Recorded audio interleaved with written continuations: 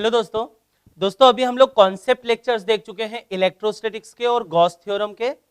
साथ ही में हम लोग प्रैक्टिस भी कर चुके हैं, कर रहे होंगे आप लोग लगातार प्रैक्टिस। दोस्तों बेसिक आइडिया किसी भी चैप्टर को फिजिक्स के आप पढ़ें तो जैसा मैं आपको हमेशा कहते आया हूं कि अपने को कुछ बेयर मिनिमम चेक पॉइंट्स बना लेने चाहिए।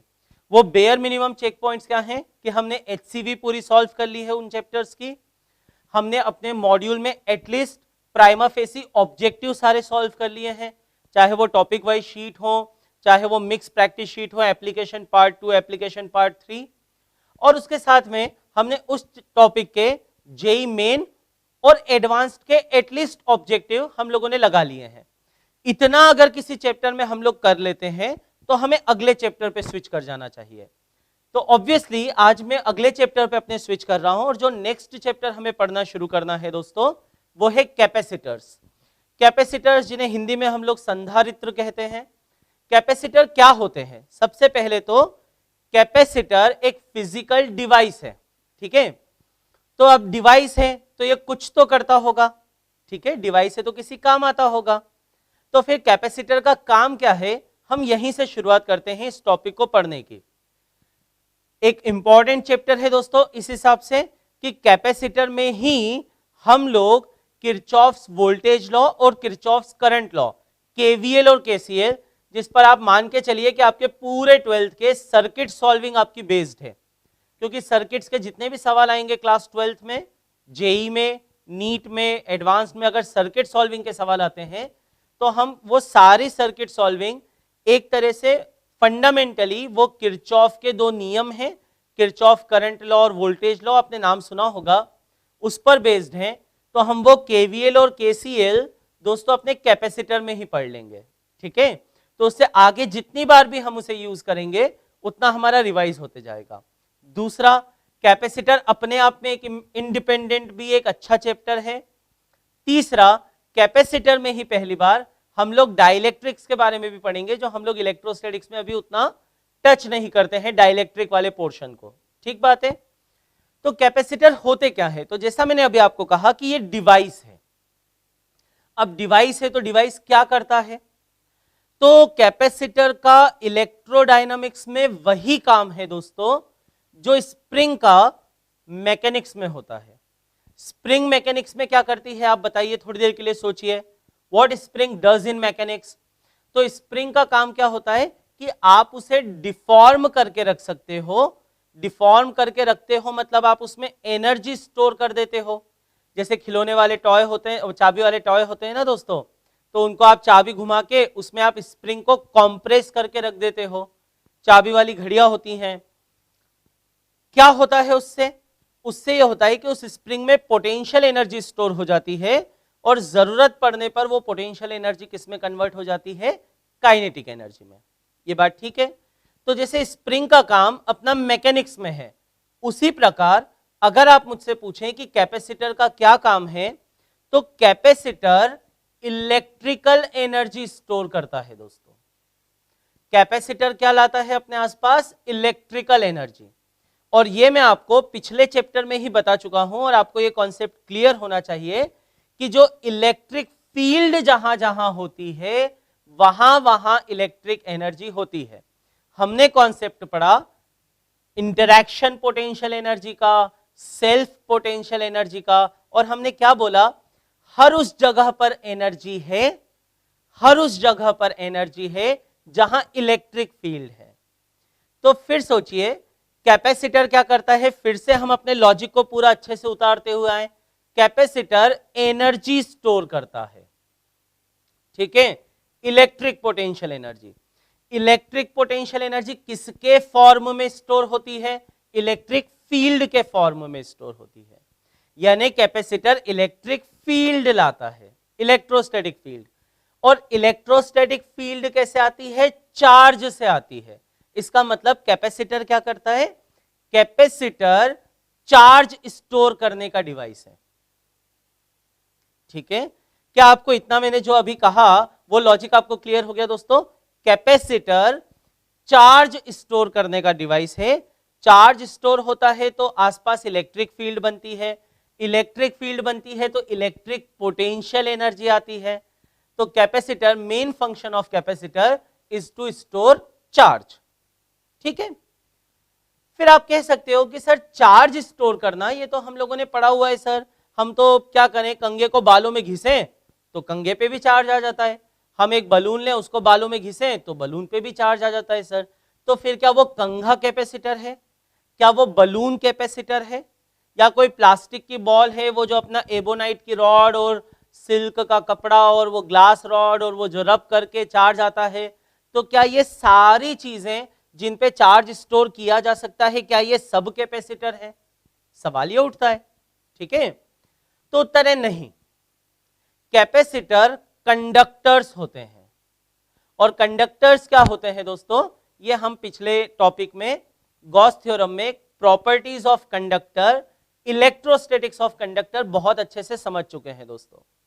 कंडक्टर क्या होते हैं, जिनके पास फ्री इलेक्ट्रॉन्स होते हैं टू मूव, उनके पास फ्री कंडक्शन इलेक्ट्रॉन्स होते हैं। बात ये समझ में आ गई? तो कैपेसिटर क्या है, फिर से अगर हम लोग फटाफट रिवाइज करें, capacitors are device to which stores charge, capacitors are devices which store charge. ठीक है, तो पहला पॉइंट तो अपना लिखने योग्य यही हो गया कि कैपेसिटर चार्ज स्टोरेज डिवाइस है। By storing charge, point number 2, by storing charge we get electric potential energy in the form of electric field. हमें इलेक्ट्रिक पोटेंशियल एनर्जी मिलती है दोस्तों इलेक्ट्रिक फील्ड के फॉर्म में। आ गई ये बात समझ में? दूसरी बात, तीसरी बात, all conductors can be used as a capacitor. जितने भी कंडक्टर्स होते हैं बेसिकली कंडक्टर्स को हम कैपेसिटर की तरह यूज कर सकते हैं। अब फिर प्रश्न वही है कि सर चार्ज ही अगर स्टोर करना उद्देश्य है, if the core aim is to store charge, then why we don't use plastic ball और कॉम्ब और balloon, plastic balloon as capacitor? ये कैपेसिटर क्यों नहीं है? On the other hand conductors capacitor क्यों है? ये प्रश्न अभी भी अपना अनआंसर्ड है, तो हम इसका आंसर ढूंढते हैं। दोस्तों कैपेसिटर चार्ज स्टोर कर सकते हैं, ये तो एक प्रॉपर्टी है ही, लेकिन वो जल्दी से अपना मैक्सिमम चार्ज जरूरत पड़ने पर डिस्चार्ज भी कर सकते हैं। देखिए कुछ जगह ऐसी होती हैं जहां पर आपको एकदम all of a sudden charge चाहिए होता है, ये बात ठीक है। आप वहां पे चाहते हो कि चार्ज बहुत कम समय में मिल जाए, करंट ज्यादा हो जाए। थोड़ी देर के लिए आप सोचिए ऐसी कौन कौन सी जगह है, आप जरा अपने दिमाग में लाएंगे दोस्तों कि ऐसी कौन कौन सी जगह है जहां पे आप चाहते हो सडनली चार्ज आए। तो दोस्तों एक हमारे होता है कैमरा का फ्लैश, हमारा जो कैमरा होता है दोस्तों उसका फ्लैश आप देखिए, तो आप जिस समय क्लिक करते हो आपको फ्लैश की जरूरत उसी समय पड़ती है, नहीं तो आपको उसी समय करंट चाहिए। तो कैपेसिटर क्या करता है, चार्ज भी जल्दी होता है और डिस्चार्ज भी जल्दी होता है। 100% डिस्चार्ज हो पाता है क्या, कब तक चार्ज हो पाता है क्या, ये सारे प्रश्नों के उत्तर जैसे जैसे हम इस चैप्टर में आगे बढ़ते जाएंगे विल कम टू नो, हमको वो आंसर्स पता चलते जाएंगे। पर अभी प्राइमा फेसी लॉजिक डेवलप करने के लिए, कॉन्सेप्ट डेवलप करने के लिए हम लोग ऐसा कह सकते हैं कैपेसिटर चार्ज स्टोरेज डिवाइस है, उसमें चार्ज स्टोर किया जाता है, चार्ज स्टोर होता है तो चार्ज स्टोर होने के कारण इलेक्ट्रिक फील्ड आती है, इलेक्ट्रिक फील्ड में इलेक्ट्रिक पोटेंशियल एनर्जी आती है। इतनी लाइन तो हम सभी को समझ में आ गई होगी I believe. Secondly capacitor conductors होते हैं, और फिर कंडक्टर्स ही क्यों, क्योंकि वो चार्ज भी जल्दी किए जा सकते हैं और वो डिस्चार्ज भी जल्दी किए जा सकते हैं। कैमरा का फ्लैश एक एग्जांपल है। दूसरा एग्जांपल होता है दोस्तों एम्बुलेंस होती है, तो कुछ एम्बुलेंस में आप पाओगे इन सम ऑफ द एम्बुलेंस उसमें इवन ये फैसिलिटी तक होती है दोस्तों कि जरूरत पड़ने पे, जैसे कई बार क्या होता है ना, किसी मरीज को कार्डियक अरेस्ट आ गया, उसके हार्ट बीट्स खत्म हो गई हैं, तो जो नॉर्मल जैसे सीपीसी वगैरह दिया जाता है वो जो दिया जाता है वो अलग बात है, पर खास बात देखिए उसको एम्बुलेंस में ले जाया जा रहा है, अब उसकी हार्ट बीट्स जा चुकी हैं, तो कई बार उसको उस समय इलेक्ट्रिक शॉक की जरूरत पड़ती है, और वो इलेक्ट्रिक शॉक से उसकी हार्ट बीट्स लाने की कोशिश की जाती है, तो उस एम्बुलेंस में भी कैपेसिटर की जरूरत पड़ेगी। ये बात ठीक है, उस एम्बुलेंस में भी कैपेसिटर की जरूरत पड़ेगी, क्योंकि वहां पे अपने को कम समय में ज्यादा चार्ज एकदम से चाहिए, और वो डिवाइस भी ऐसा होना चाहिए जिसको जल्दी से चार्ज किया जा सके। ठीक बात है।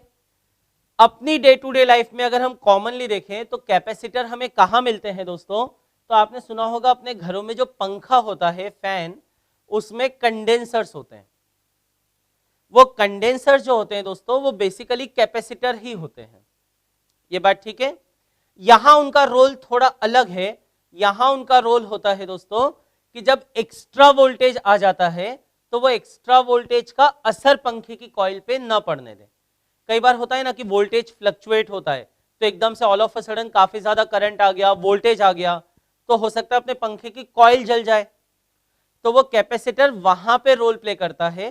कैसे करता है वही मैं कह रहा हूं दोस्तों, जैसे जैसे चैप्टर आगे बढ़ते जाएगा हम लोग सीखते जाएंगे। ठीक बात है? तो मुझे लगता है कैपेसिटर के मैंने इतने रोल आपको बता दिए। इससे आपको कैपेसिटर क्या होता है और क्या करता है ये तो एकदम बेसिक समझ में आ ही गया होगा कि कैपेसिटर बेसिकली एक कंडक्टर होता है जो चार्ज स्टोर करता है, जिससे इलेक्ट्रिक फील्ड आती है और उस इलेक्ट्रिक फील्ड में इलेक्ट्रिक पोटेंशियल एनर्जी स्टोर होती है। ये बात ठीक है? क्या फायदेमंद है ये? फायदा इसका ये है कि ये चार्ज भी जल्दी होता है और ये डिस्चार्ज भी जल्दी होता है। क्या इतनी बात हमें समझ में आ गई दोस्तों? इतनी बात अगर समझ में आ गई है तो कैपेसिटर क्या है? कोई सा भी कंडक्टर आप उठा लीजिए अपने घर में, कोई सा भी ऐसा मेटल पीस आपको लगता है, जो आपको लगता है कि मेटल पीस है, उसको आप उठा लो, वो अपने आप में क्या है? एक कैपेसिटर है। कोई भी रैंडम शेप्ड, कोई भी रैंडम आप उठा लीजिए। तो आप बोलोगे सर इसका मतलब पिछले चैप्टर में अपन ने जो वो कंडक्टिंग शेल पढ़ा था सर, क्या वो भी कैपेसिटर है? हाँ। क्या हमने कॉन्सेंट्रिक शेल्स पढ़े थे सर, उसका सिस्टम भी कैपेसिटर का सिस्टम है? हाँ, पढ़ना है इस बार हमको। हमने सर जो पैरेलल प्लेट कंडक्टर्स का सिस्टम पढ़ा था सर, वो भी कैपेसिटर है क्या? हाँ।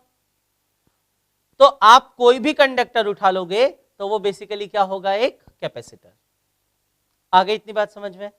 ठीक बात है? इतनी बातें क्लियर हो गई दोस्तों? चलिए दोस्तों, तो अभी हम लोगों ने कैपेसिटर क्या है बेसिकली थ्योरेटिकल पॉइंट्स को देखा। अब पॉइंट ये आता है कि इसके थोड़े से मैथमेटिकल एस्पेक्ट पे आते हैं। क्या कैपेसिटी होती है, कितना चार्ज स्टोर करके रख सकता है, कितनी फील्ड आएगी, क्या पोटेंशियल आएगा, इन सारे बातों पे अब हम लोग डिस्कस करते हैं वन बाय वन। तो दोस्तों बात तो अभी तक हमें कहां तक पहुंच चुके हैं हम लोग? तो अभी तक हम लोग ये पहुंच चुके हैं बच्चे कि कोई कंडक्टर कैपेसिटर होता है। ठीक है? अब सवाल यह है कि उसे कितना चार्ज दिया जा सकता है। तो जैसे मान लीजिए कि कंडक्टर है, ऐसा कोई रैंडम अमीबा शेप का बना दिया मैंने, तो और आपसे कहा कि ये कंडक्टर है तो ये कैपेसिटर भी हो गया, इसको चार्ज देना है। अब चार्ज देने के आपके पास क्या तरीके हैं? तो नॉर्मली हम यहाँ पे कौन सा तरीका यूज करते हैं दोस्तों? कंडक्शन। हम इसे एक बैटरी से कनेक्ट करेंगे। अभी बैटरी की अंडरस्टैंडिंग आप अपने दिमाग में उतनी ही रखिए जितनी क्लास 10th में आपने पढ़ी हुई है, उतनी ही रखते हैं दोस्तों। ठीक है? और फिर हम लोग थोड़े से कैलकुलेशंस आगे कर लेंगे। फिर बैटरी में कौन कौन सी प्रॉपर्टीज आपको याद रखनी है वो मैं आपको बताऊंगा। ये बात ठीक है? जो मैथमेटिकल टर्म्स बैटरी से रिलेटेड अपने को ध्यान रखनी है। ठीक है? तो अब ये कंडक्टर क्या है दोस्तों? तो अगर हम लोग बात करते हैं कि ये कंडक्टर की बात की जाए कि इसे कितना चार्ज दिया जा सकता है। अगर ये मान लीजिए कंडक्टर एक फ्री स्पेस में रखा हुआ है तो इस कंडक्टर पे हम लोग इनफाइनाइट चार्ज स्टोर करके रख सकते हैं। मान लीजिए कंडक्टर भी अच्छा मजबूत है कि उस पर अगर बहुत सारा चार्ज आ गया तो वो कंडक्टर टूटेगा फूटेगा नहीं। ठीक है? उसकी मैकेनिकल स्ट्रेंथ इतनी है कि वो मैकेनिकल स्ट्रेंथ के कारण टिक जाएगा। आसपास वैक्यूम भी है। सही बात है? तो अगर मान लीजिए ये सारी कंडीशन होती है तो थ्योरेटिकली किसी कंडक्टर पे हम इनफाइनाइट चार्ज स्टोर करके रख सकते हैं। अब मान लीजिए मैंने यहां पर किसी सिस्टम की मदद से, किसी बैटरी की मदद से इसके ऊपर मैंने चार्ज दिया, और मान लीजिए मैंने इस कंडक्टर के ऊपर क्यू चार्ज दिया। तो आप थोड़ी देर के लिए सोच के बताइए कि ये क्यू चार्ज किसी एक पॉइंट पे दिया जा सकता है कंडक्टर पे, या ये अपने आप फैल जाएगा दोस्तों? सोचिए, कंडक्टर की प्रॉपर्टी पिछले चैप्टर में पढ़ी हुई है हम लोगों ने। क्या ये क्यू चार्ज किसी एक पॉइंट पे ठहर के रह सकता है? क्या ये रुका हुआ हो सकता है, या ये फैल जाएगा इसकी सरफेस पे, आउटर सरफेस पे? तो दोस्तों कंडक्टर की प्रॉपर्टी में हमने पढ़ा हुआ है the extra charge that we give to a conductor resides on its surface. वो उसकी सरफेस पे रिसाइड करता है, नंबर एक। नंबर 2, सरफेस पे ये किसी एक पॉइंट पे ही रहेगा या फैल जाएगा? आंसर है फैल जाएगा। कैसे फैलेगा, क्या होता है? तो हम बोलेंगे वो फैलता इस तरह से है, उसका डिस्ट्रीब्यूशन इस तरह से होता है, फैलता इस तरह से है कि अंदर के किसी पॉइंट पर, अंदर के किसी पॉइंट पर जब तक क्या ना हो जाए, इलेक्ट्रिक फील्ड जीरो ना हो जाए, क्योंकि उसमें इलेक्ट्रॉन्स का मोशन इस तरह से होता है और तब तक होता है जब तक कि अंदर के किसी पॉइंट पर इलेक्ट्रिक फील्ड जीरो ना हो जाए, पूरा कंडक्टर इक्विपोटेंशियल ना हो जाए। ये सब कुछ बातें हैं दोस्तों जो हम लोग पिछले चैप्टर में भी पढ़ चुके हैं, प्रैक्टिस कर चुके हैं, उसके बारे में हम लोग बात करते हैं। तो अब हमने जब क्यू चार्ज दिया दोस्तों, तो उस क्यू चार्ज के कारण यहां पर पोटेंशियल भी आता है, आएगा। और एक इंटरेस्टिंग बात हम लोग देखते हैं, और ये कैपेसिटर का एकदम बेसिक कॉन्सेप्ट है, the basic mathematical concept of capacitors, that this Q charge is directly proportional to potential और पोटेंशियल डिफरेंस। अब कब पोटेंशियल वर्ड यूज करना है, कब पोटेंशियल डिफरेंस यूज करना है, ये मैं आपको बात बताता हूं, ये बात ठीक है। But this Q is directly proportional to V. इसका मतलब क्या हुआ दोस्तों, अगर आप चार्ज डबल दोगे तो इसका पोटेंशियल डबल हो जाएगा, अगर आप चार्ज आधा ले लोगे वापस से इस कंडक्टर से तो इसका पोटेंशियल आधा हो जाएगा।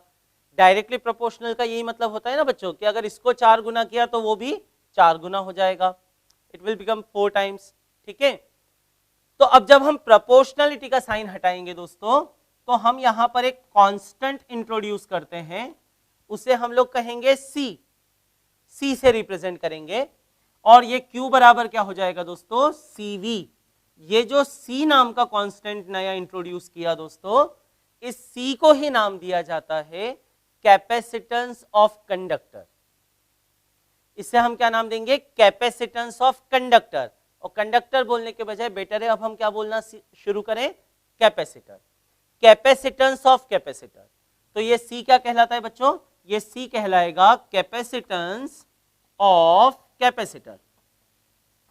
बीच में मैं एक इंपॉर्टेंट पॉइंट बता चुका हूं दोस्तों, आई होप वो आप लोगों ने लिख लिया होगा कि theoretically if a conductor is placed in vacuum it can store infinite charge. Theoretically अगर किसी कंडक्टर को हमने वैक्यूम में रखा हुआ है और अगर उसकी मैकेनिकल स्ट्रेंथ है, ऐसा ना हो कि वो चार्ज के कारण खुद ही वो एक चार्ज एक दूसरे को इतना रिपेल करें कि वो लोहे के कंडक्टर को ही तोड़ दे, वो कंडीशन हम नहीं मान रहे। So if it has mechanical strength and if it is placed in vacuum a conductor can be given infinite charge theoretically. Theoretically हम लोग ऐसा कर सकते हैं दोस्तों। प्रैक्टिकली क्या प्रॉब्लम आती है, तो प्रैक्टिकली पहली बात तो वैक्यूम नहीं होता, आप एयर में यूज करते हो, तो एयर की भी अपनी एक स्ट्रेंथ होती है दोस्तों। आप किसी कंडक्टर को चार्ज देते जाओगे देते जाओगे देते जाओगे, उसकी फील्ड बढ़ते जाएगी बढ़ते जाएगी, और चार्ज देते देते एक कंडीशन ऐसी आ सकती है कि लाइटनिंग जैसा केस हो जाए। जैसा लाइटनिंग में होता है ना कि बादलों में इतना पोटेंशियल आ जाता है, इतना चार्ज आ जाता है कि वो बीच के एयर कॉलम को तोड़ के जमीन तक चार्ज आ जाता है, बिजली चमकना जिसे हम लोग कहते हैं लाइटनिंग होती है। तो यहां पर भी अगर आप इस कंडक्टर को एयर में यूज करोगे या वाटर में यूज करोगे और चार्ज देते जा रहे हो देते जा रहे हो देते जा रहे हो, तो एक कंडीशन ऐसी आ सकती है कि वो मीडियम ही ब्रेक डाउन हो जाए, ठीक है, और चार्ज लीक होने लगे। Are you getting my point? इसीलिए मैंने आपको लिखवाया कि अगर मैकेनिकल स्ट्रेंथ प्रॉपर हो, नंबर 1, और नंबर 2 अगर वैक्यूम में यूज करें तो फिर कैपेसिटर को इनफाइनाइट चार्ज दिया जा सकता है। आगे बढ़ते हैं दोस्तों। तीसरी बात मैंने कही, जब भी आप चार्ज Q देंगे तो वो Q डायरेक्टली प्रोपोर्शनल होगा दोस्तों V के। Q बराबर हो जाएगा CV, और इस C को क्या नाम देते हैं दोस्तों हम, कैपेसिटेंस ऑफ कैपेसिटर। और ये बड़ा ही छोटा सा रिलेशन है, एक्सपेरिमेंटल है, कोई इसका फॉर्मल प्रूफ अवेलेबल नहीं है, there is no formal proof to it, experimental relation है। और इलेक्ट्रोडायनेमिक्स में दोस्तों हम लोग चैप्टर 1 से ही पढ़ रहे हैं कि यहाँ पर थोड़ा सा क्या है, एक्सपेरिमेंट ज्यादा है, यहाँ पर फॉर्मल प्रूफ्स काफी कम है, ठीक है, एक्सपेरिमेंट कर करके सीखे हैं दोस्तों यहाँ तो हम लोग। तो अगर ये Q बराबर CV है दोस्तों, तो हम बात क्या करेंगे, C कहला रहा है कैपेसिटेंस, तो यहां से C निकालने का अपने पास एक तरीका आ जाता है बच्चों, C हो जाएगा Q बाय V। C क्या हो जाएगा दोस्तों? Q bye V। आ गई ये बात समझ में? ठीक है। और अगर C बराबर Q बाय V हो गया दोस्तों, देखिए मैं आपको conceptual point one by one बताते जा रहा हूं दोस्तों। इस फॉर्मूले को देख के आपको ऐसा लग सकता है कि C sir Q upon V के बराबर है, तो C Q पे भी डिपेंड करता होगा और C V पे भी डिपेंड करता होगा। इंटरेस्टिंगली C ना तो Q पे डिपेंड करता है और ना ही V पे डिपेंड करता है। ठीक है, लगने में अजीब लग सकता है थोड़ा, पर बात यही है कि C Q और V दोनों पर ही डिपेंड नहीं करता। आप बोलोगे सर ये कैसी बात हुई? दोस्तों मुद्दा यह है, मैंने आपको क्या कहा था, चार्ज डबल करते हो तो वोल्टेज डबल हो जाता है, पोटेंशियल डबल हो जाता है। न्यूमरेटर में 2 आया, डिनोमिनेटर में भी 2 आ जाता है, 2 से 2 कट के रेशियो वही आएगा। चार्ज आधा करोगे पोटेंशियल आधा हो जाएगा, रेशियो वही आएगा। तो बेसिकली ये जो C है किसी कैपेसिटर का कैपेसिटेंस है, ये चार्ज और पोटेंशियल पे डिपेंड नहीं करता। फिर ये किन फैक्टर्स पे डिपेंड करता है, तो वो आप नोट डाउन कर सकते हैं दोस्तों। Capacitance of a capacitor depends on it's geometrical parameters. वो ज्योमेट्रिकल पैरामीटर्स पे डिपेंड करता है। इंटरेस्टिंगली ज्योमेट्रिकल पैरामीटर में कौन कौन हो गए? जैसे कोई स्फीयर है तो उसकी रेडियस पे, जैसे पैरेलल प्लेट्स हैं तो उनके एरिया पर, उनके बीच के डिस्टेंस पर, अगर कॉन्सेंट्रिक शेल्स का कॉम्बिनेशन है, 2 कॉन्सेंट्रिक शेल हैं तो उनकी रेडियस पर, उनकी रेडियाई पर, R1 और R2 पर। समझ पा रहे हो? तो पहला पॉइंट तो क्या हो गया दोस्तों?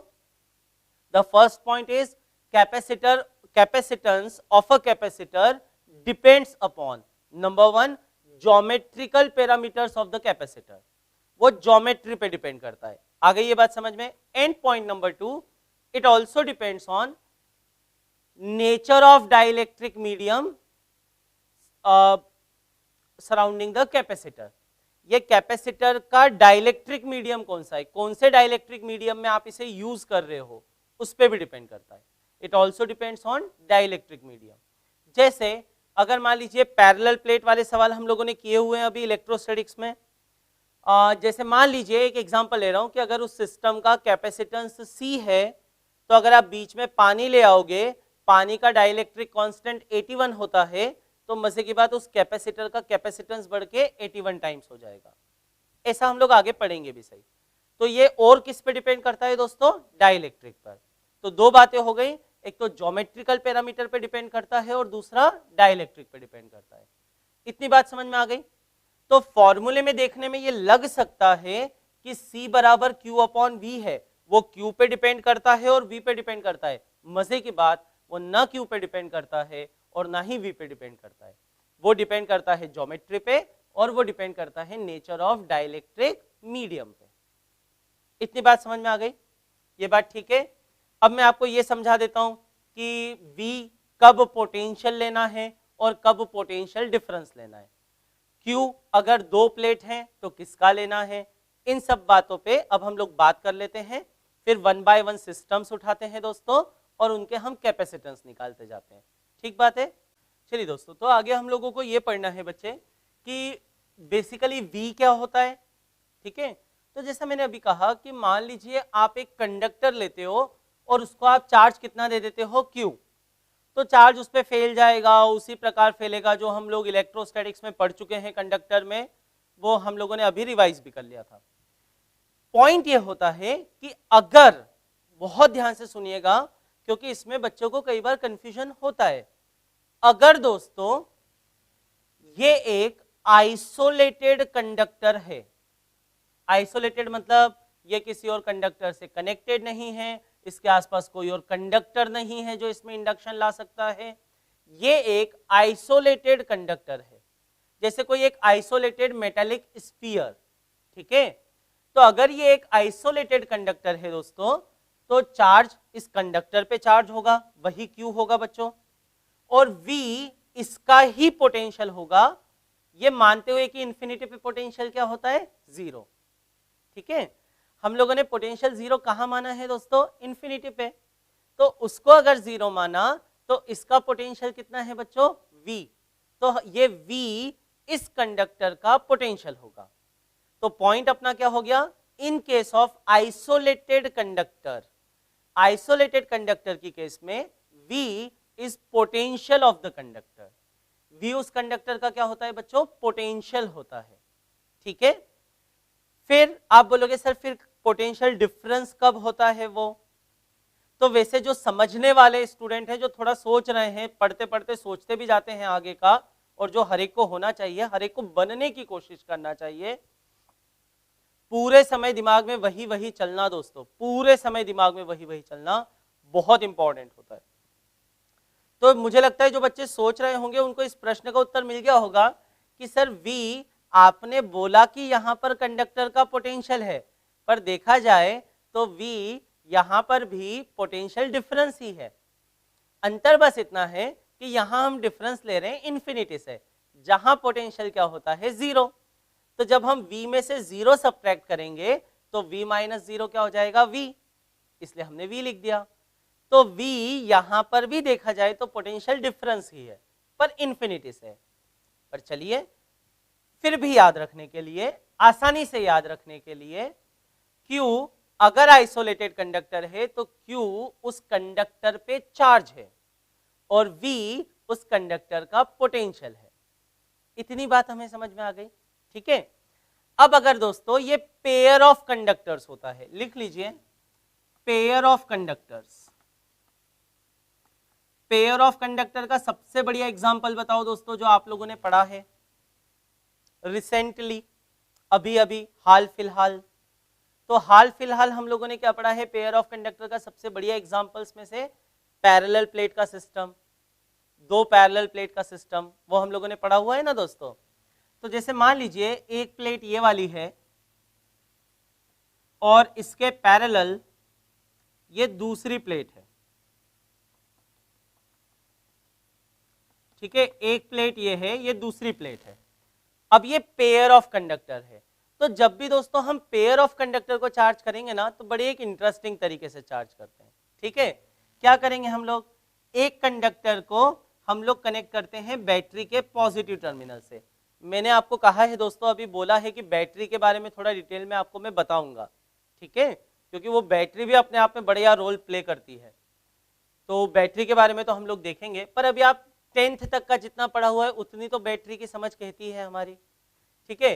तो बैटरी यहाँ पे हमने लगाई, बैटरी का पॉजिटिव टर्मिनल हमने एक कंडक्टर पे लगा दिया सपोज ए पर, और बैटरी का निगेटिव टर्मिनल हमने कंडक्टर बी पे लगा दिया। तो बैटरी का ये निगेटिव टर्मिनल है, निगेटिव टर्मिनल मतलब इसका पोटेंशियल कम, इसका पोटेंशियल कम मतलब इसके पास इलेक्ट्रॉन है देने के लिए, ये इलेक्ट्रॉन दे सकता है, ठीक है। तो यहां से बैटरी का निगेटिव टर्मिनल से ये वाला कंडक्टर जुड़ा हुआ है, दिख रहा है ना दोस्तों अपने को, निगेटिव टर्मिनल से ये वाला कंडक्टर जुड़ा हुआ है, डन। तो मैं मान लेता हूं कि बैटरी के निगेटिव टर्मिनल ने इस कंडक्टर को -Q चार्ज पंप किया, यानी बैटरी एक पंप जैसी होती है दोस्तों, जैसे अपने घर में मोटर होती है ना, कि नल आ रहे थे, जैसे इंदौर में नर्मदा जी के नल आते हैं, तो नर्मदा नदी के नल मतलब नर्मदा नदी का पानी आया तो अपने घर के नीचे की टंकी में भर लेते हैं पानी हम लोग, फिर मोटर चला देते हैं, वो मोटर क्या करती है उधर से पानी खींचती है और ऊपर की टंकी में पहुंचा देती है, सही है, इधर से पानी खींचती है और ऊपर की टंकी में पहुंचा देती है। और फिर दिन भर हम लोगों को जो पानी का यूज होता है तो हम अपने नल ऑन करते हैं, ऊपर की टंकी से नीचे तो पानी अपने आप ही आ जाता है वैसे भी, ठीक है, तो वो हम लोग नल ऑन करते हैं, हमें पानी मिल जाता है। तो वो जो मोटर का काम होता है ना, एक तरफ से पानी लेके दूसरी तरफ पहुंचा देना, बैटरी का काम भी कुछ कुछ वैसे ही है। बैटरी का निगेटिव टर्मिनल यहां से इलेक्ट्रॉन इस प्लेट पे पहुंचा देगा। तो मान लो बैटरी ने यहां पे कितना चार्ज दिया बच्चों, प्लेट बी पर -Q, इतना ध्यान रख लोगे। तो बैटरी का निगेटिव टर्मिनल ने अगर -Q दिया है तो बैटरी का पॉजिटिव टर्मिनल इंटरेस्टिंगली क्या करेगा, वो इस प्लेट से उतने इलेक्ट्रॉन खींच लेगा जितने इलेक्ट्रॉन इधर से दिए गए थे। अगर इधर से 50 इलेक्ट्रॉन दिए गए हैं तो उधर से वो 50 इलेक्ट्रॉन खींच लेगा, तो उधर चार्ज कितना हो जाएगा, +Q। तो उससे एक छोटा सा पॉइंट आप याद रख सकते हो, लेकिन बड़ा काम का पॉइंट आप याद रख सकते हो जो आपको न्यूमेरिकल सॉल्विंग में जबरदस्त मदद करता है। आगे जब मैं आपको न्यूमेरिकल्स करवाऊंगा दोस्तों, तो मैं आपको ये वाला कॉन्सेप्ट बहुत बार यूज करूंगा। ये बात ठीक है, ये कॉन्सेप्ट काफी बार यूज किया जाएगा, समझ लीजिए। बैटरी का, इसको याद रखने का तरीका बड़ा सिंपल है, ध्यान से लिख लीजिएगा, लिखने के बाद 3 सितारे भी बना लीजिएगा उसके ऊपर, ठीक है। लिख भी लेना, 3 सितारे भी बना लेना, जिससे कि बार बार जब पढ़ो तो वो याद रहे। वो कॉन्सेप्ट बहुत इंपॉर्टेंट है। याद कैसे रखना है बच्चों? बैटरी का निगेटिव टर्मिनल जितना निगेटिव चार्ज देता है, याद रखने के लिए बैटरी का पॉजिटिव टर्मिनल उतना ही पॉजिटिव चार्ज देता है। तो बैटरी के निगेटिव टर्मिनल ने यहां माइनस क्यू दिया, तो बैटरी के पॉजिटिव टर्मिनल ने यहां प्लस क्यू दिया होगा। तो बैटरी का निगेटिव टर्मिनल जितना निगेटिव चार्ज देता है, बैटरी का पॉजिटिव टर्मिनल उतना ही पॉजिटिव चार्ज देता है। ये याद रखने के लिए बढ़िया है ना। पॉजिटिव चार्ज देता है का मतलब कोई प्लीज फॉर गॉड सेक दिमाग में ये मत ले लेना कि सर ये बैटरी का पॉजिटिव टर्मिनल प्रोटॉन कब से देने लगा, पॉजिटिव चार्ज कब से देने लगा। प्लीज कंफ्यूज मत होइएगा। समझाते समय मैंने ये नहीं बोला था, मैंने कहा था जितने इलेक्ट्रॉन बैटरी के निगेटिव टर्मिनल ने दिए हैं, अगर वो 50 इलेक्ट्रॉन है तो बैटरी का पॉजिटिव टर्मिनल 50 इलेक्ट्रॉन खींच लेगा। मैंने ये नहीं कहा वो पॉजिटिव चार्ज देगा, मैंने क्या बोला, वो 50 इलेक्ट्रॉन खींच लेगा। आई बात समझ में? तो फ्लो तो इलेक्ट्रॉन्स का ही होता है दोस्तों, फ्लो तो इलेक्ट्रॉन्स का ही होता है। Done. But to remember it quite easily, इसे आसानी से याद रखने के लिए हमें ऐसा याद रखने में कोई प्रॉब्लम नहीं है कि बैटरी का निगेटिव टर्मिनल जितना निगेटिव चार्ज देता है, बैटरी का पॉजिटिव टर्मिनल उतना ही पॉजिटिव चार्ज देता है। इतना याद रख लोगे? लिख लिया, 3 सितारे भी बना लिए। चलो अब यहां आ जाते हैं बच्चों, वापस से आ जाते हैं, ठीक है। तो अभी इसको हटा देता हूं मैं, ये आइसोलेटेड कंडक्टर की अपनी बात हो गई। अब जैसे आप प्लस क्यू और माइनस क्यू आपने इस प्लेट पे चार्ज दे दिया, अभी थोड़ी देर के लिए बैटरी भी हटा दो, चार्ज देने के बाद बैटरी हटा दो, तो वो प्लेट पे चार्ज है अभी, ठीक है। अब दोस्तों थोड़ा याद करो, थोड़ा याद करो, जब ऐसी कंडीशन आती थी तो अभी हमने इलेक्ट्रोस्टैटिक्स वाला चैप्टर पढ़ा और कंडक्टर वाला चैप्टर पढ़ा। आपको याद है यहाँ पे 4 फेसेस हैं, फेज 1, फेज 2, फेज 3, फेज 4। क्या आप मुझे बता सकते हो इन कितना चार्ज आएगा? और इसके लिए तो अपना बढ़िया तरीका बन गया था दोस्तों, ऐसे 3 प्लेट्स हो, अलग अलग चार्ज दिए हो, सब कुछ हम लोगों ने सवाल किए थे। ध्यान है आपको कैसे करते थे?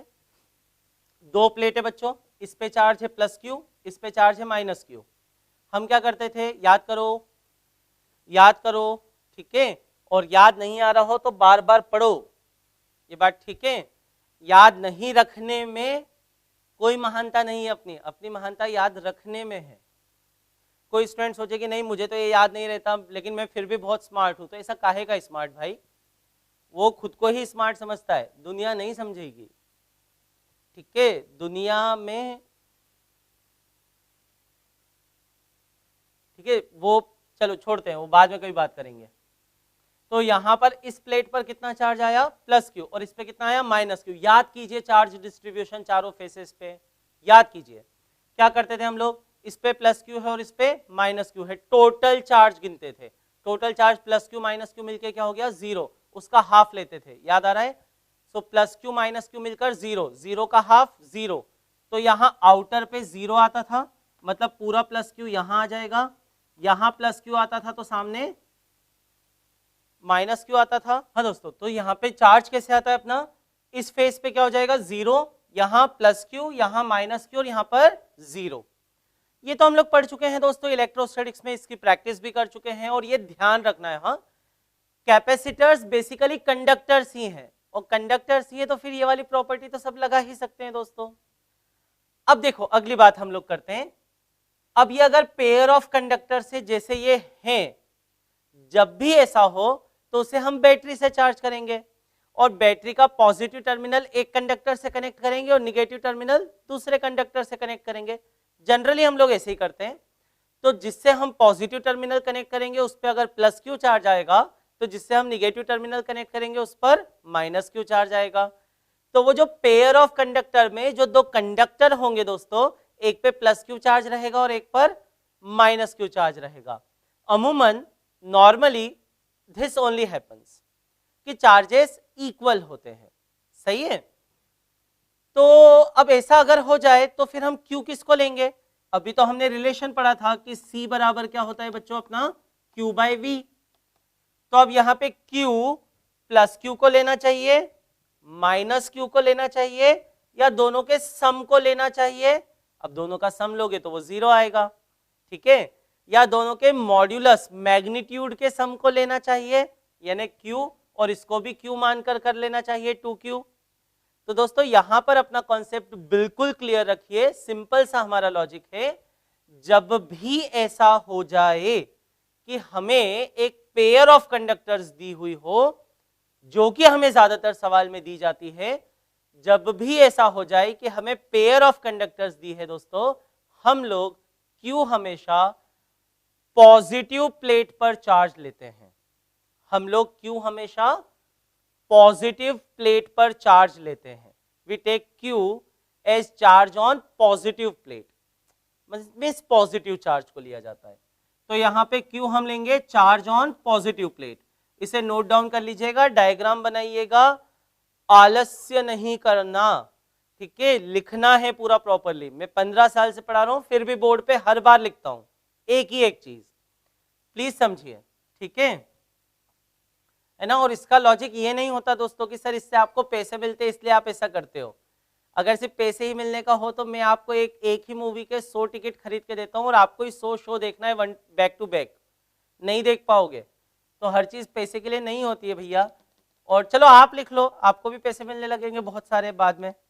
तो Q यहाँ पे क्या होगा? Q यहाँ पे होगा चार्ज ऑन पॉजिटिव प्लेट,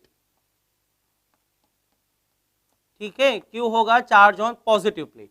और V क्या होगा दोस्तों?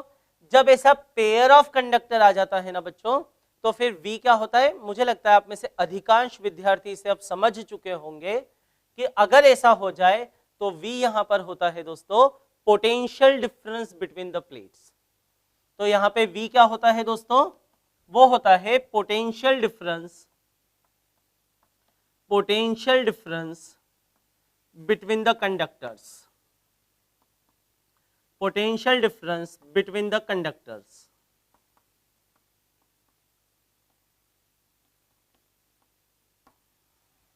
ये बात ठीक है दोस्तों, है ना। तो यहां पर हमने Q लिखा, V लिखा।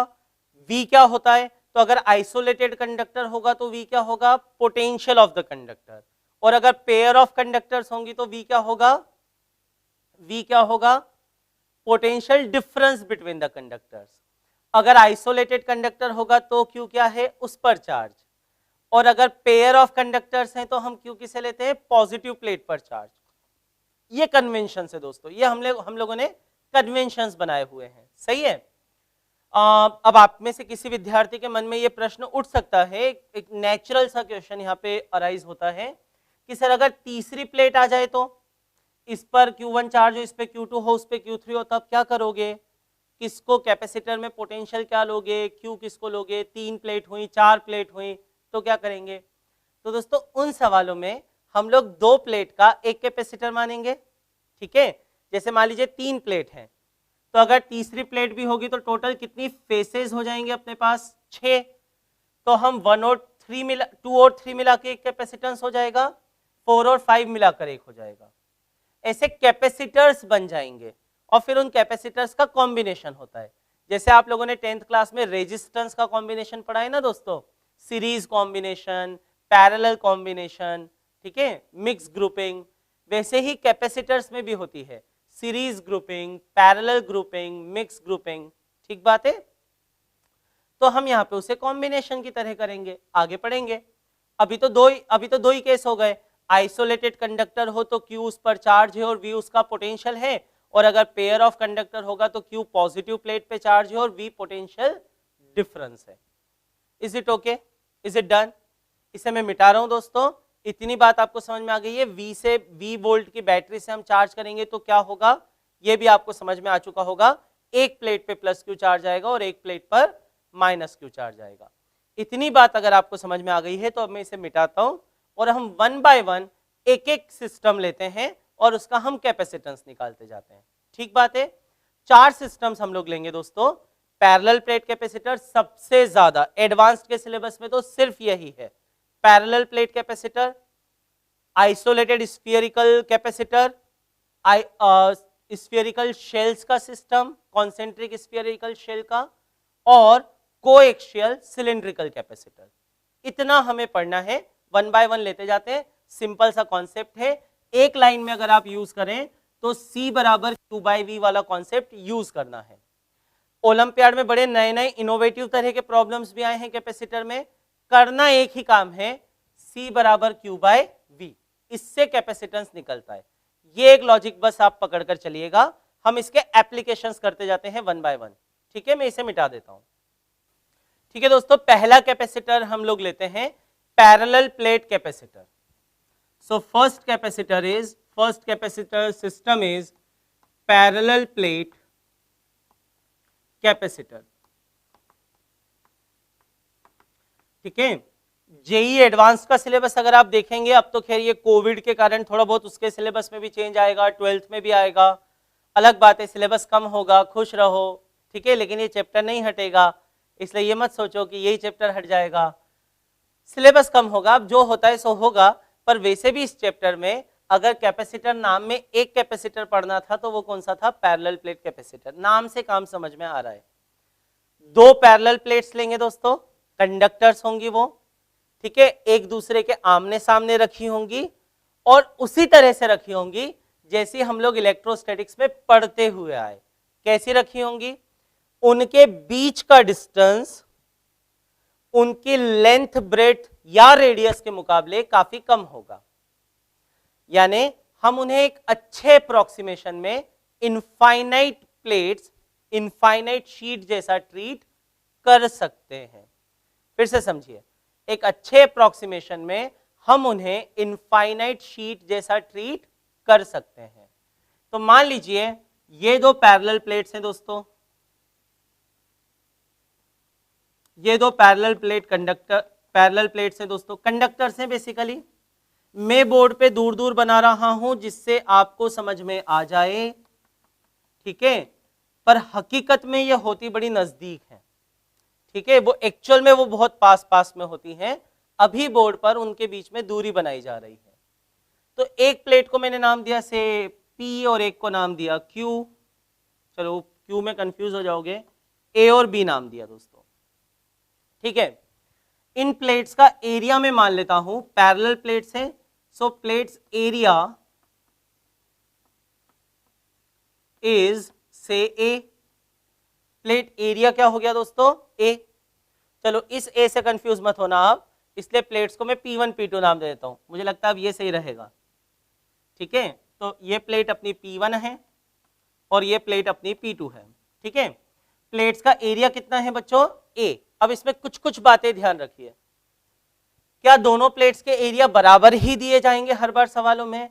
देखो IIT वालों ने बराबर ही दिए हैं, वो बहुत ज्यादा ऐसे टाइम पास वाले सवाल बनाते नहीं, पर हाँ कुछ कुछ किताबों में ऐसा होता है कि उनको फितूर उठते रहते हैं नए नए, तो वो नए नए फितूर में ऐसा कर देते हैं कि एक प्लेट का एरिया कम है, एक प्लेट का एरिया ज्यादा है। टेक्निकली सोचते फिर भी ये है कि दोनों को इनफाइनाइट मानना है, तो वो किताब वाले कुछ कुछ अपने फितूर बना लेते हैं, सवाल ऐसे दे देते हैं। जबकि अगर आप इनफाइनाइट प्लेट जैसा उसे ट्रीट करना चाहते हो तो कायदे से जब वो इनफाइनाइट जैसे हैं तो दोनों का एरिया एक जैसे ही लो ना। ठीक है, तो इसलिए IIT वाले ने सेम एरिया वाले ही दिए हैं। ठीक है ना, पर चलिए अब मान लीजिए आप मॉड्यूल सॉल्व करते हैं, किताबें सॉल्व करते हैं, और अगर उसमें ऐसा कोई सवाल मिल गया कि एक प्लेट का एरिया कम है और एक प्लेट का एरिया ज्यादा है, तो फिर हमें दोस्तों कम वाला एरिया लेना होता है। जिस प्लेट का एरिया कम है हम उसे लेते हैं, क्योंकि उस पे जो चार्ज फैला हुआ होता है दोस्तों, उस पर जितने एरिया पे चार्ज फैला हुआ होता है, गॉस थ्योरम के लॉजिक के हिसाब से सामने वाली प्लेट पर भी उतने ही एरिया पे चार्ज आ जाएगा। गॉस थ्योरम का लॉजिक मतलब वो गॉसियन सरफेस बनाते थे, आमने सामने इक्वल एंड अपोजिट चार्जेस होना चाहिए, ऐसा हम लोगों ने पढ़ा हुआ है ना दोस्तों। तो अगर एक प्लेट का एरिया कम लोगे, एक प्लेट का एरिया ज्यादा लोगे, तो हमें अपने फॉर्मूले में कम वाला एरिया लेना होता है, छोटा वाला एरिया, क्योंकि उस पर जितना चार्ज है प्लस क्यू, सामने उतने ही एरिया पर क्या आएगा, माइनस क्यू। तो बचा हुआ एरिया कोई काम का नहीं रहेगा, नंबर एक। नंबर दो, नाम में लिखा है पैरेलल प्लेट कैपेसिटर, अगर मान लीजिए दूसरी प्लेट पैरेलल ना हुई तो, ऐसे टेढ़ी हुई तो, सवाल तो सवाल है, ठीक है। तो अगर मान लो जैसे दूसरी प्लेट टेढ़ी हुई तो दोस्तों, तो अगर दूसरी प्लेट टेढ़ी हुई दोस्तों, तो है तो वो कंडक्टर ही ना, तो चार्ज उस पर इस तरह से डिस्ट्रीब्यूट होगा कि वो पूरी प्लेट इक्वी पोटेंशियल हो जाए और सामने वाली प्लेट भी इक्वी पोटेंशियल हो जाए, लेकिन उसमें फिर सरफेस चार्ज डेंसिटी कांस्टेंट नहीं रहेगी। सरफेस चार्ज डेंसिटी का मतलब क्या होता है दोस्तों, अपना चार्ज पर यूनिट एरिया। तो ये छोटी मोटी बातें हैं जो अपने को ध्यान रखनी है, कभी किसी सवाल में जरूरत पड़ जाए तो यूज कर लेना, ठीक है। अभी हम अपने मेन मुद्दे पे फोकस करते हैं वापस से। दो प्लेट्स हैं बच्चों, P1 और P2, प्लेट्स का एरिया कितना है A, और डिस्टेंस बिटवीन प्लेट्स में मान लेता हूं D। एरिया अगर सर्कुलर प्लेट्स होंगी तो पाई आर स्क्वायर से निकालेंगे, अगर स्क्वायर प्लेट्स होंगी तो L स्क्वायर से निकालेंगे, अगर रेक्टेंगुलर प्लेट्स होंगी तो L इंटू बी से निकालेंगे। तो वो जो R है, L है, B है, वो D के मुकाबले काफी बड़ा है, यानी ये प्लेट्स पास हैं, और अगर ये पास पास है तो इन्हें एक अच्छे अप्रोक्सीमेशन में इनफाइनाइट प्लेट जैसा ट्रीट किया जा सकता है। आ गई ये बात समझ में। तो ये कैपेसिटर का सिस्टम बन गया, बीच में कुछ नहीं दिया है, तो जहां कुछ नहीं होता वहां हवा नहीं लेना होती है, वहां वैक्यूम लेते हैं, फ्री स्पेस है, ठीक है। जब कुछ ना दिया हो तो कुछ नहीं लेना है, तो कुछ ना दिया हो तो निर्वात लेना है, वैक्यूम लेना है, फ्री स्पेस लेनी है। तो इनके बीच में क्या है दोस्तों, फ्री स्पेस है। इतनी बात समझ में आ गई। अब मान लीजिए मुझे इस सिस्टम का कैपेसिटेंस निकालना है, तो आप बोलोगे सर कैपेसिटेंस कैसे निकालोगे, बैटरी लगाओ, सब उतना सब करना पड़ेगा। करते हैं दोस्तों, लेकिन मैं fundamentally the principle that I will use is C equal to Q by V. जो कॉन्सेप्ट हम लोग यूज करेंगे वो C बराबर क्यू बाई वी होगा। बस इस कॉन्सेप्ट को एक पकड़ के चलना है दोस्तों, बहुत ध्यान समझिए, मैथमेटिकल है। जेई की तैयारी में ये नहीं कहता कठिन है, पर हाँ 10th तक की तैयारी और बिल्कुल इजी गोइंग तो है नहीं दोस्तों, कंपटीशन टफ है, पर मजा भी उसी का है, हाँ या ना। एक बार एक मूवी देखी थी मैंने, उसमें एक डायलॉग था, some goals are so good to achieve, वो मुझे एकदम वर्ड्स याद नहीं आ रहा है, सम goals are so worthy that it is even glorious to fail. कुछ लक्ष्य इतने बड़े होते हैं, इतने काबिल लक्ष्य होते हैं कि अगर हम फेल भी हो गए उनको अचीव करने में तो भी हमें ग्लोरी मिलती है। ये बात ठीक है। ये कुछ ऐसा ही है ना दोस्तों जो भगवद गीता में भगवान ने अर्जुन को समझाया था कि हतोत्वा प्राप्यासि स्वर्गम स्वर्गम वाला, कि अगर मर गया तो स्वर्ग मिलेगा और जीत गया तो धरती मिलेगी। वैसे ही आईआईटी की तैयारी, कॉम्पिटिटिव की तैयारी पूरे मन से करोगे, आईआईटीएन बन जाओगे, बन ही जाओगे, ठीक है, पूरे मन से करोगे तो इतनी सारी सीट्स हैं। थोड़ा मार्जिन भी रह गया तो दिल में ये रहेगा दोस्तों कि हमने तैयारी बहुत अच्छे से की थी, बस वही ध्यान रखना है अपने को, यही एक लाइन पकड़ के चलना है। C बराबर क्या होता है, क्यू बाई वी। अब अगर C बराबर क्यू बाई वी है तो यहां पर हम लोग लिखेंगे, ये D है, यहां पे प्लेट्स का एरिया A है, ठीक है। अब ये Q कहां से लाएं, तो हमेशा सोचते हैं कि हमने कोई बैटरी लगाई होगी, बैटरी का पॉजिटिव टर्मिनल हमने किससे लगाया होगा, P1 से, और बैटरी का निगेटिव टर्मिनल हमने किससे लगाया होगा, P2 से। और अभी थोड़ी देर पहले ही जो कॉन्सेप्ट मैं आपको बता रहा था कि बैटरी का पॉजिटिव टर्मिनल जितना पॉजिटिव चार्ज देता है, बैटरी का निगेटिव टर्मिनल उतना ही निगेटिव चार्ज देता है। तो मैं ऐसा मान लेता हूं कि इस प्लेट पर प्लस क्यू चार्ज आएगा, तो इस प्लेट पर प्लस क्यू चार्ज ऐसा फेल गया, ठीक है। तो इस प्लेट पर माइनस क्यू चार्ज आएगा, तो इस पे माइनस क्यू उसके आमने सामने ऐसा फेल जाएगा। समझ रहे हो, यहां प्लस क्यू आ गया, यहां माइनस क्यू आ गया, और वो प्लस क्यू माइनस क्यू आमने सामने आ जाएंगे, इसलिए बाहर चार्ज क्या रहेगा बच्चों? जीरो। बाहर चार्ज जीरो रहेगा, इतनी बात तो हमें पता ही है। अब हम क्या करेंगे? क्यू हमने मान लिया। आप बोलोगे सर क्यू दिया तो नहीं था सवाल में। मैंने आपको क्या कहा था थोड़ी देर पहले कि सी ना तो क्यू पे डिपेंड करता है और ना ही वी पे डिपेंड करता है। तो मजे की बात, क्यू हमने मान लिया है, वी भी हम क्यू की टर्म्स में ही निकालेंगे। क्या अगर मान लीजिए ये सवाल में आपको इलेक्ट्रोस्टैटिक्स में देता और पूछता कि इन दोनों प्लेट्स के बीच का पोटेंशियल डिफरेंस निकालो, तो क्या नहीं कर पाते थे? कर पाते थे ना दोस्तों। ऐसा सवाल तो किया है हमने इलेक्ट्रोस्टैटिक्स में, सही है। गॉस थ्योरम के आखिरी सवालों में है ना ऐसे, जो हम लोग पढ़ रहे थे properties of conductor, electrostatics of conductors में। क्या इन दोनों के बीच में आप पोटेंशियल डिफरेंस नहीं निकाल सकते क्या? बिल्कुल निकाल सकते हैं, क्यों नहीं निकाल सकते? हम लोग क्या करेंगे, इन दोनों के बीच में फील्ड निकाली जाएगी और वो फील्ड हम लोग यूनिफॉर्म ले लेंगे, ठीक है। कॉर्नर पे यूनिफॉर्म नहीं रह पाती है दोस्तों, क्योंकि ये प्लेट इनफाइनाइट वाकई में है नहीं। तो ये कॉर्नर पे जो फील्ड कर्व हो जाती है, इसे फ्रिंजिंग ऑफ फील्ड्स कहते हैं। फ्रिंज इफेक्ट कहते हैं इसे। तो वो फ्रिंजिंग ऑफ फील्ड होती है कॉर्नर पे, ठीक है। कभी जरूरत पड़ेगी नहीं, पर समझ लीजिए कि वो इनफाइनाइट नहीं है, तो इसलिए हमारा ये एजम्पशन है कि फील्ड एकदम यूनिफॉर्म रहेगी, ये हम मानते हैं। क्या ये फील्ड नहीं निकाली जा सकती दोस्तों? बिल्कुल निकाली जा सकती है। जैसे पी पॉइंट पे फील्ड निकालना है, तो क्या ये बहुत ही रॉकेट साइंस है क्या? नहीं।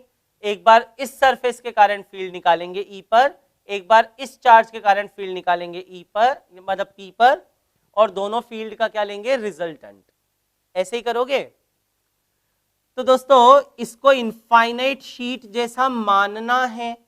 क्यों मानना है मैं समझा चुका हूं कि ये डी बहुत छोटा है एरिया वाले पैरामीटर्स यानी लेंथ और रेडियस इनके मुकाबले, तो इसे मानना किसके जैसा है? इनफाइनाइट जैसा।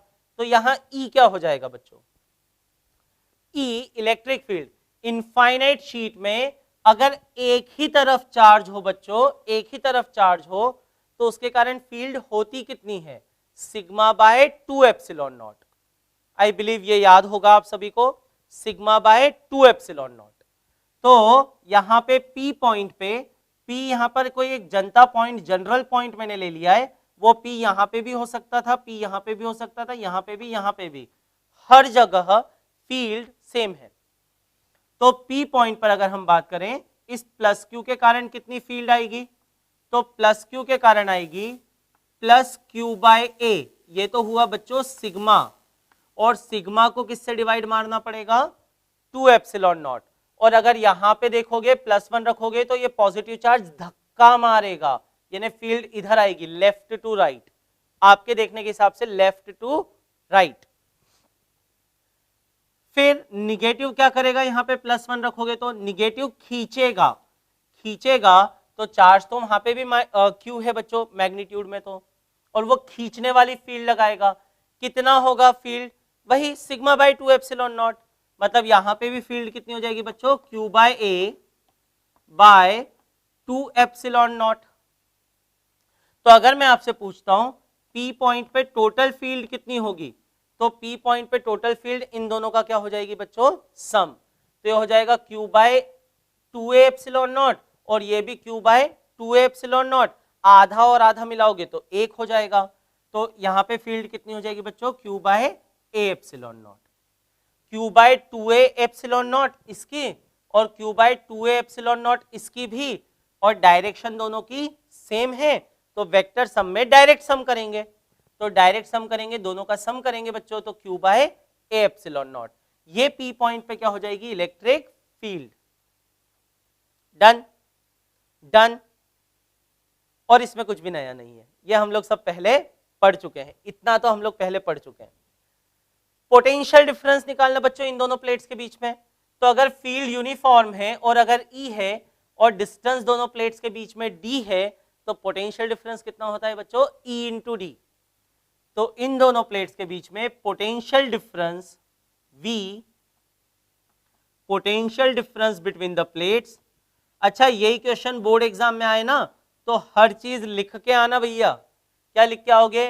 ये E रिप्रेजेंट कर रहा है electric field at point P, Q by A epsilon naught और Q by 2a epsilon naught. इसको भी समझा के आना बढ़िया, कि अगर शीट हो, एक तरफ सरफेस चार्ज डेंसिटी सिग्मा होती है, तो हमने ऐसा पढ़ा है कि उसके कारण field sigma bye 2 epsilon not होती है, फिर दूसरे वाले के कारण भी सिग्मा बाय 2 एप्सिलॉन नॉट ही होगी। एक प्लस है तो वो धक्का मारेगा, माइनस है तो वो खींचेगा, दोनों का सम करेंगे तो इलेक्ट्रिक फील्ड आएगी Q by A epsilon naught. फिर इलेक्ट्रिक फील्ड यूनिफॉर्म है, इसलिए दो प्लेट्स के बीच में potential difference E into D से निकाला जा सकता है। ठीक है, पोटेंशियल डिफरेंस कैसे निकालेंगे बच्चों? E इंटू डी से। तो यहां हम बोलेंगे V बराबर हो जाएगा E इंटू डी। तो इसमें V बराबर आ जाएगा बच्चों Q by A epsilon naught into D. ये आ गया दोस्तों क्या अपना पोटेंशियल डिफरेंस। ठीक है, तनिक विचार करो इस पे, थोड़ा सा आप सोचेंगे तो आपको ये भी समझ में आ जाएगा। C भी आ गया है। C का कॉन्सेप्ट क्या था दोस्तों अपना? Q bye V। Q क्या होता था? चार्ज ऑन पॉजिटिव प्लेट, कितना है वो? Q है। V क्या होता था? पेयर ऑफ कंडक्टर्स के लिए V क्या होता था? Potential difference between the plates. ये क्या है बच्चों? V potential difference between the plates है। तो फिर पहला अपना फॉर्मूला आ गया जो आपको बोर्ड एग्जामिनेशन में 2 या 3 नंबर में पूछा जा सकता है, क्योंकि पूछा जा चुका है। वो फॉर्मूला हमारा कहता है कि ये जो C आएगा दोस्तों, ये C किसके बराबर आएगा? ये C Q बाय V के बराबर आएगा। और जरा यहाँ पे ध्यान से देखिए, Q को तो Q रख दीजिए और V की जगह जब आप QD by A epsilon naught रखोगे तो Q से Q कट जाएगा। और ये मैं उस चीज पे वापस आ रहा हूं कि C ना तो Q पे डिपेंड करता है और ना ही V पे डिपेंड करता है। Q से Q कट जाएगा, ये ए एप्सिलॉन नॉट कूद के ऊपर जाएगा और हमारा C का फॉर्मूला बन जाएगा A epsilon naught by D. और अब इसे याद रखना है कि एक पैरेलल प्लेट कैपेसिटर हो दोस्तों, जिसमें प्लेट्स का एरिया A है, distance between the plates D है, और अगर प्लेट्स के बीच में फ्री स्पेस है, अगर प्लेट्स के बीच में फ्री स्पेस है, तो उसके कैपेसिटेंस का फॉर्मूला होता है A epsilon naught by D. A यहां पर एरिया होता है बच्चों, जो अगर सर्कुलर प्लेट है तो पाई आर स्क्वायर से, स्क्वायर है तो एल स्क्वायर से, रेक्टेंगुलर है तो एल इंटू बी से हम लोग निकालेंगे। और डी यहां पर डिस्टेंस बिटवीन द प्लेट्स है। डी यहां पर क्या होगा दोस्तों? Distance between the plates. आ गई ये बात समझ में? तो C बराबर क्या हो जाएगा अपना? A epsilon naught by D. अगर आप यहां पे बीच में पानी रख देते हैं, लकड़ी रख देते हैं, लकड़ी यानी नॉन कंडक्टर कुछ भी रख दो, तो फिर उसका जो भी डाइलेक्ट्रिक कांस्टेंट होता है K, उस K से यहां पे क्या हो जाएगा बच्चों? मल्टीप्लाई। पर वो आगे की बात है, अभी वो आगे की बात। अभी तो फ्री स्पेस का समझ में आया। तो C हम यहां पे लिख सकते हैं बच्चों A epsilon naught by D. इस C की SI यूनिट क्या होनी चाहिए? तो SI यूनिट होनी चाहिए, चार्ज की होती है कूलम्ब, V की होती है वोल्ट, तो ये कूलम्ब पर वोल्ट होनी चाहिए। इसी को माइकल फेराडे की याद में हम लोगों ने इस यूनिट को नाम दिया है बच्चों फेराड। क्या नाम दिया? फेराड। किसकी याद में दिया? माइकल फेराडे की याद में। माइकल फेराडे कौन थे?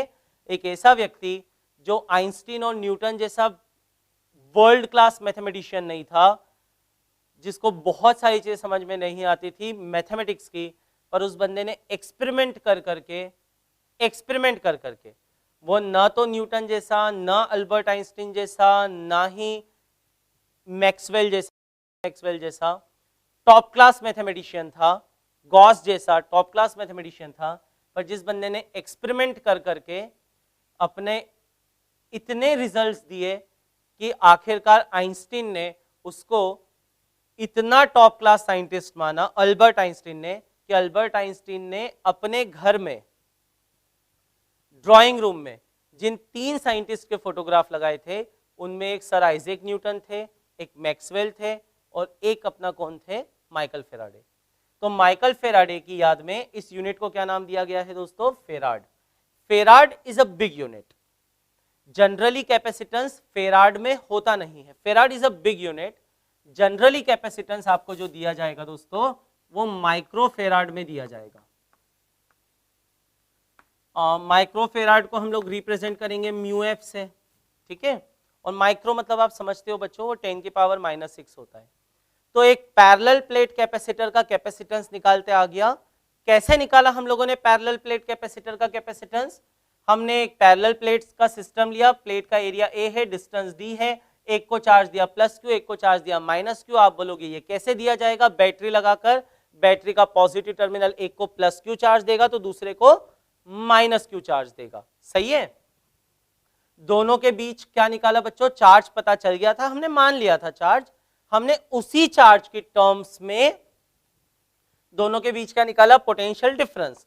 पोटेंशियल डिफरेंस निकालने के लिए क्या तरीका यूज किया बच्चों? याद हो तो डायरेक्टली लिख दो, नहीं हो तो इलेक्ट्रिक फील्ड निकाली, Q/A/ε0 इलेक्ट्रिक फील्ड आई, जिस तरीके से हम लोग निकालते थे, और V = E/D किया तो उससे V आया बच्चों, और फिर C होता है Q/V। अगर आपको ये तरीका समझ में आ गया है, ये फॉर्मूला तो याद रखना ही है, पर ये तरीका समझ में आ गया है दोस्तों, तो दूसरे क्वेश्चंस आप खुद भी ट्राई कर सकते हो, और करना चाहिए दोस्तों, बन जाए तो मजा आता है, ठीक है। तो यहां पर A/0/D होगा। ये आई बात समझ में? अब सुनिए, कुछ तो बड़े ही लल्लू किस्म के सवाल होते हैं दोस्तों। कैसे? प्लेट के बीच में डिस्टेंस आधा कर दिया तो बताओ कैपेसिटेंस पे क्या होगा? एरिया बदले बिना तो बोलना देखो ε0 बदला क्या? नहीं। एरिया बदला क्या? नहीं। डिस्टेंस आधा किया तो डिनोमिनेटर आधा किया तो कैपेसिटेंस डबल हो जाएगा। वो बोलता है दोनों प्लेट को काट दिया, आधा आधे एरिया की कर दी, तो एरिया आधा किया ना, डिस्टेंस उतना ही रखा, तो अब हम बोलेंगे ऊपर A/2 हो जाएगा, कैपेसिटेंस आधा हो जाएगा। वो बोलता है एरिया भी आधा कर दिया, डिस्टेंस भी आधा कर दिया, तो ऊपर भी आधा कर दिया, नीचे भी आधा कर दिया, कैपेसिटेंस वही का वही रहेगा। कुछ तो इस तरह के टाइम पास वाले सवाल आते हैं दोस्तों, वो किए ही जा सकते हैं। एक प्लेट का एरिया कम हो, एक का ज्यादा हो, तो कम वाला एरिया लेना है, ये बात अपने को समझ में आ गई। प्लेट्स अगर पैरेलल ना हो तो फिर तरीका क्या होता है, वो अब आगे सवाल आएगा। HCV में भी एक ऐसा सवाल है, वो हम लोग करेंगे। पर कंडक्टर है तो चार्ज नॉन यूनिफॉर्मली डिस्ट्रीब्यूट होगा, नॉन यूनिफॉर्मली, पर डिस्ट्रीब्यूट इस तरह से होगा कि वो क्या हो जाए? Equi potential. आ गई ये बात समझ में? इतनी बात समझ में आ गई पक्के से, ठीक है। तो ये हम पैरेलल प्लेट कैपेसिटर के बारे में पढ़ रहे थे। आज कोई होमवर्क नहीं है, आज आप खुश रह सकते हो काफी। नेक्स्ट क्लास में हम लोग पढ़ेंगे capacitance of spherical capacitor, spherical conductor, spherical shell वाले सिस्टम का, सिलिंड्रिकल शेल वाले सिस्टम का, ठीक है। उसके बाद फिर हम बैटरी के बारे में थोड़ा पढ़ेंगे, एनर्जी निकालने के बारे में थोड़ा पढ़ेंगे कि कैपेसिटर, हमने पढ़ा था ना कैपेसिटर क्या होता है? एनर्जी स्टोर करता है। एनर्जी स्टोर कैसे करता है? इलेक्ट्रिक फील्ड डेवलप करवाता है। इलेक्ट्रिक फील्ड कैसे लाता है? चार्ज स्टोर करके। कैपेसिटर क्या होते हैं? कंडक्टर होते हैं, चार्ज भी जल्दी होते हैं और डिस्चार्ज भी ऑलमोस्ट जल्दी होते हैं। चार्ज भी जल्दी होते हैं और डिस्चार्ज भी ऑलमोस्ट जल्दी होते हैं, ठीक है। ऑलमोस्ट में क्यों वर्ड यूज कर रहा हूं आगे बताऊंगा। तो उसमें एनर्जी कितनी होती है, ये एनर्जी लाने के लिए हमें कितना वर्क करना पड़ता है, ये सब कुछ हम लोग सीखेंगे दोस्तों नेक्स्ट क्लास में, ठीक है। For complete series of lecture, join Catalyzer or download IIT Safalta app from Google Play Store.